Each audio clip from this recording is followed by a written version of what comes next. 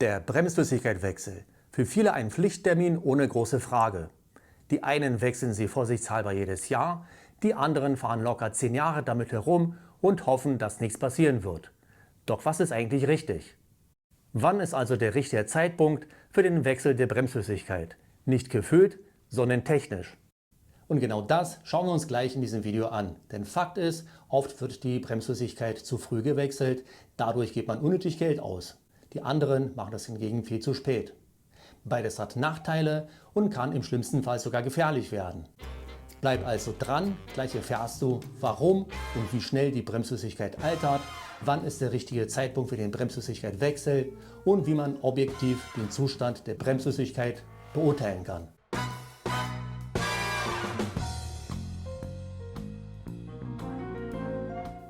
Hallo und herzlich willkommen. Heute geht es um ein Thema, was oft unterschätzt wird, die Bremsflüssigkeit. Viele Werkstätten empfehlen den Wechsel ohne Diskussion alle 2 Jahre durchzuführen. Aber ist es immer sinnvoll oder gibt es Situationen, in denen die Bremsflüssigkeit nach mehreren Jahren immer noch völlig in Ordnung ist? Und genau das schauen wir uns heute an. Nicht nur theoretisch, sondern auch praktisch an 3 verschiedenen Fahrzeugen. Aber erstmal kommen wir zu der Technik. Die Bremsflüssigkeit ist hygroskopisch. Das bedeutet, sie zieht Wasser aus der Umgebungsluft. Bei steigendem Wasseranteil sinkt der Siedepunkt. Und genau das ist das Problem. Bei starker Belastung kann sich Dampf bilden. Das Ergebnis: schwammiges Bremspedal, längerer Bremsweg, im Extremfall Bremsversagen. Wichtig dabei, nicht nur das Alter ist entscheidend, sondern auch die Nutzung, Standzeit und die Umgebungsbedingungen.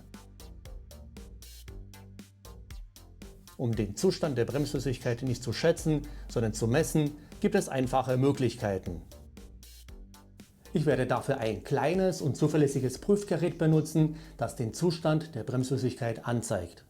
Das Prüfgerät hilft deshalb, den optimalen Zeitpunkt für den Bremsflüssigkeitswechsel zu ermitteln und unnötige Ausgaben zu vermeiden. Zusätzlich hat es noch eine LED-Lampe, die vielseitig eingesetzt werden kann. Jetzt aber ganz kurz zu der Bedienung. Hier kann man eigentlich nicht viel falsch machen. Mit dieser Taste wird das Gerät ein- und ausgeschaltet, indem man sie ca. 3 Sekunden gedrückt hält. Mit der Menütaste wird die passende Bremsflüssigkeitssorte gewählt. Hier, wie man sieht, wird die Leuchte eingeschaltet. Und mit dieser Taste kann man die Displaybeleuchtung ausschalten. Jetzt noch ganz kurz zu der Anzeige. Im linken Bereich befindet sich eine Skala, die den Wasseranteil anzeigt. Rechts befindet sich die optische Erläuterung. Ganz unten haben wir den Bereich, der den neuwertigen Zustand der Bremsflüssigkeit anzeigt. In der Mitte befindet sich der Bereich, der die IO-Messwerte anzeigt. Und dann haben wir noch oben den kritischen Bereich. Wenn die gemessenen Werte hier landen, muss die Bremsflüssigkeit sofort gewechselt werden. Also wie man sieht, ist es ein simples Gerät, es liefert aber aussagekräftige Messergebnisse. Und das ist das Wichtigste. Und genau damit testen wir heute 3 unterschiedliche Fahrzeuge. Fangen wir mit einem Neuwagen an. Hier ist die Bremsflüssigkeit noch original, also perfekt, um zu zeigen, wie der Optimalzustand aussieht. Also, wir starten mit dem Prüfvorgang. Dafür müssen wir nur die richtige Bremsflüssigkeitssorte auswählen. In diesem Fall ist es DOT4. So ist es richtig, das Gerät ist also einsatzbereit. Und jetzt können wir die Messung starten. Der Tester zeigt keinen Wasseranteil an, also wie erwartet, alles im grünen Bereich. So sieht also der Idealzustand aus. Nach der Messung wird das Gerät gereinigt, zum Beispiel mit einem Taschentuch, und dann geht's weiter. Und jetzt wird's interessant. Dieses Fahrzeug ist ein Garagenwagen und wird extrem wenig bewegt. Und das nur bei schönem Wetter. Der letzte Bremsflüssigkeitswechsel wurde bei diesem Fahrzeug vor über 4 Jahren durchgeführt.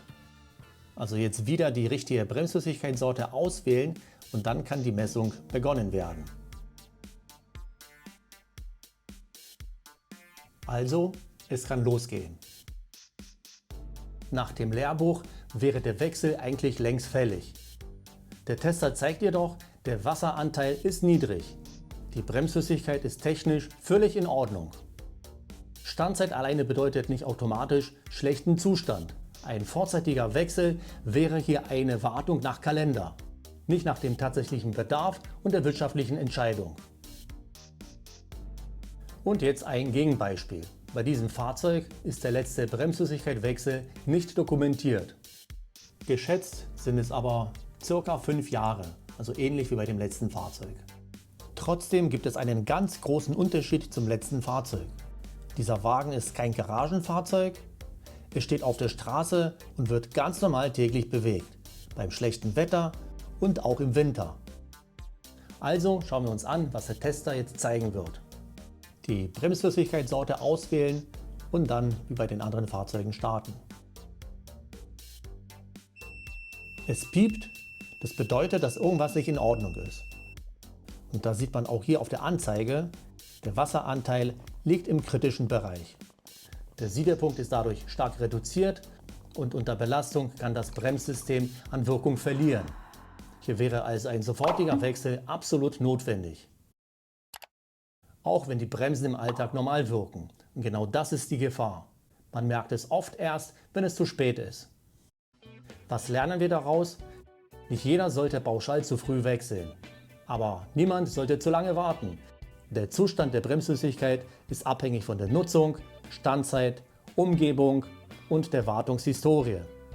Ein objektiver Tester bringt also Klarheit und hilft, unnötige Kosten zu vermeiden oder rechtzeitig ein echtes Sicherheitsrisiko zu erkennen. Deshalb empfehle ich jedem, den Zustand der Bremsflüssigkeit regelmäßig zu prüfen. Dabei kannst du bares Geld sparen und du musst nicht auf die Sicherheit verzichten. Den Produktlink mit dem aktuellen Preis findest du in der Videobeschreibung.